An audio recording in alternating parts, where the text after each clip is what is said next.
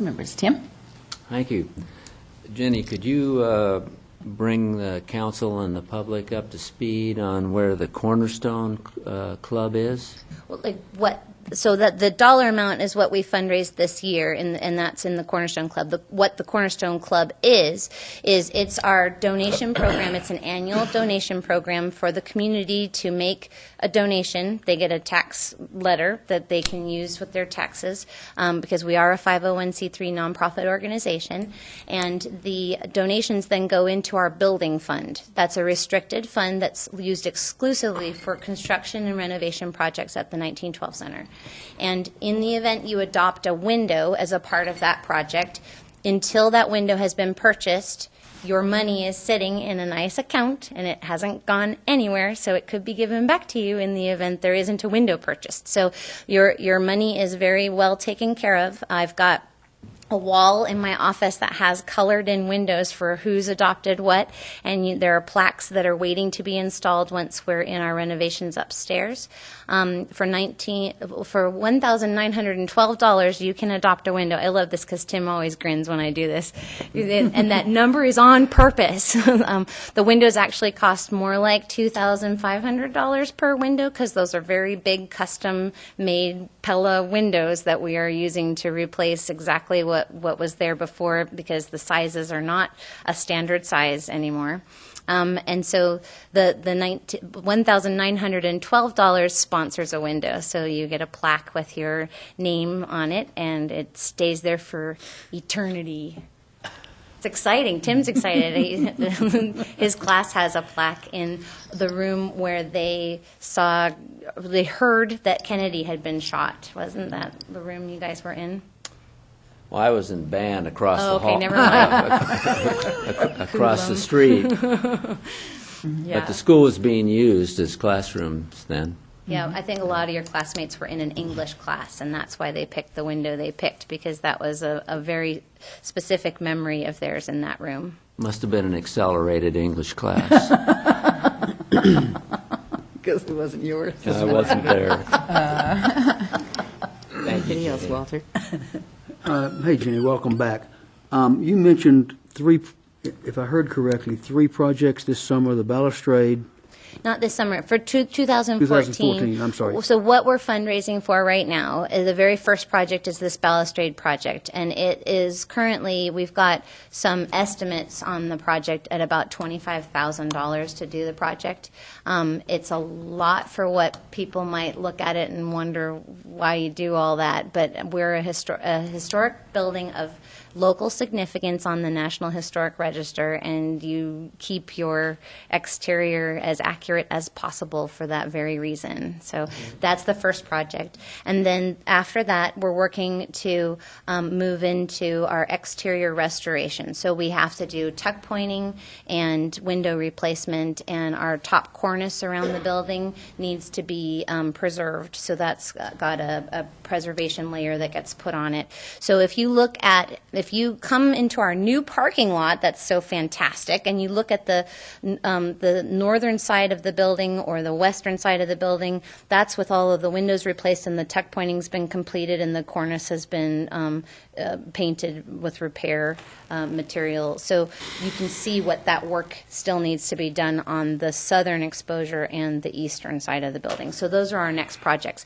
And both of those are very spendy. So our goal is to fundraise enough that we can go out to bid on that project next summer. So to follow up, so your hope or intent is to get the balance of the building's windows done in the summer of 14? No, it'll probably be... And the tuck pointing? Well, it'll probably be one side of the building at a time based on the fact that we're an active building with uses going on, and the way our fundraising happens in chunks, we'll fundraise what one piece of it. So we'll probably do either, depending on the time of year that we're able to go out to bid, either the the eastern end of the building or the southern side of the building first. Our goal is to be doing the southern side of the building during winter because that is a prime wedding location out on the plaza, and so we have to time how we get into construction with the intent that we don't want to disrupt the wedding season where people want to be using that plaza space outside during our good weather. So if the seasons line up in a way that we aren't able to do that, we will start one side and then work our way forward. You, off the top of your head, do you know how many windows will remain on the east and the south side, each or both? I should know that. That bothers me that I don't know that. I mean, it's a lot of windows. I think there are at least 38 on the front side of the building that need to be replaced, and I think on the east end, I think it's 20, something like that, 22. There's a lot of windows. So 50-some windows. Are you doing the math for me? I'm trying to. I'm You're not sure I get it. awesome. It's a lot of zeros, and I'm not sure I can keep them straight. I use a times calculator and I 2,500 type is- them up. And what's the 5,000. estimated cost of the remaining tuck pointing? 125. At this point, we haven't had an estimate done on that work because we are working on the balustrade project at this time. And in our 2014 budget, I've got a cost estimation on the remaining parts of the building so that we have a good fundraising concept for the remainder of the entire building. So moving into the upper floors. So we're planning to have a cost estimator hired to give us good numbers for both the exterior work and all the interior spaces. Looks like, was somebody down there doing it? Looks like about $150,000 worth of windows? Yep, that sounds yeah. about right. Okay. That's the lion's share of those projects is windows, and which is really great because at this point there are a lot that are available to sponsor. So individuals can sponsor a window, and the project will be rolling right away.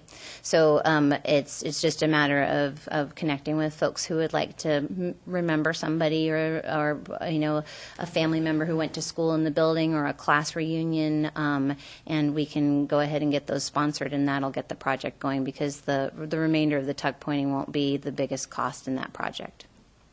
And last one, are there any grants that you're working on? At this point, no larger grants, but we have, there are a couple that are on my radar that I just found out are opening up. And so it's one of those games where you have to line up just right when something comes available. And so I'm checking to see if they fit us. We're an interesting, because we're a small nonprofit, we have to show a certain amount of community support to be able to apply for some of the grants that we are looking at. Some of them look for matching dollars that we would need to raise anyhow. So a lot of our work right now is still within the community to do our fundraising locally for the project so that we can then partner and have that be a match. Thank you, ma'am. Tom? I just looked at a picture of the 1912 center, and it looks like there's 26 windows. You did the counting. Good job. South side. On the south side, 26? 26, and it looks like there's 22 on the east side. There's 20, there's On 10 the in each second and third row. floors. Right. Yeah. One of those has a nice quilt square in it right now from the PCEI kids from the summer. They did a barn quilt square that we put up in one of the windows. So Well, there's a nice quilt square on the walkway that just got put in at PCEI from the quilting oh, very cool. club, so that's good. I did want to point out that the winter market, in addition to all the nice crafts that you were mentioning, there also are some great produce choices Oh, there. I yeah. get my best apples of the year. Apple there. cider will be Apples there. and apple cider. There's a lot of pears. And onions, then they do a lot squash. of dried. Yeah, there's a lot of dried a stuff lot there, of too. dried things, and dried peppers and whatnot. So it's great because some of the vendors have learned to take their extra produce so it doesn't go bad and dry it and have those also offered through the winter season. But we do get some vegetables through the winters too, and we've had some folks talk about microgreens for February and March, which I know would be gone in 30 seconds. People would be Yeah. like, fresh greens, freak out. So those would go really quick. But yeah, no, and there's always Panhandle Artisan Bread Companies there with all of their bread options, which is hard to do if you go to any of the retail locations that they sell. They don't always have all of their bread options, but if you come to the market at the beginning of the market, they have a lot, which is great. So yeah, there are reasons to come just to get basics, and then there's wonderful different craft artists too. So it'll be really fun this year. We're gonna have a good time. And you wanted to know about the date of the Volunteer and Commissions Fair that we're talking about November 20th. It's a Wednesday evening. Yeah, that should be great.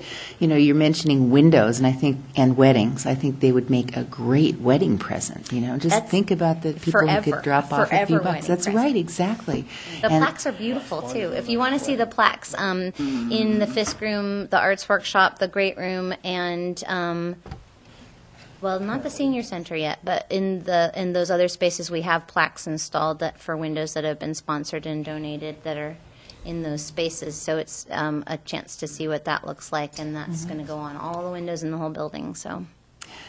And I have to comment, that SYNC event that you mentioned earlier, Serving Your New Community, University of Idaho had over 800 volunteers at some 29 sites around town. I was part of that at the 1912 Center. And you had a wedding planned there that afternoon. Did And have I a wedding. remember shoveling compost like a crazy person make it because pretty. it was, if that's PC, I doubt it. But, you know, really going frantically to try to get things ready with all these student volunteers. They were tremendous. It was so fun. And their parents showed up at the farmers market downtown and then came up to the 1912 Center. And Idaho Heritage Trust is loving our historic district. Yeah. They just featured City Hall on their website today. Fantastic. Yeah. Well, it was a great event, and we're really grateful for that help. And we put an ad in the Argonaut to thank those kids, because I don't know that some of them realize what a huge difference their just morning of volunteering made to our community. So it was really significant. Very good. Thank you for your good work and excellent report, as usual. Any closing thoughts from council? Okay. Thank you. Thanks, Jenny. Appreciate that.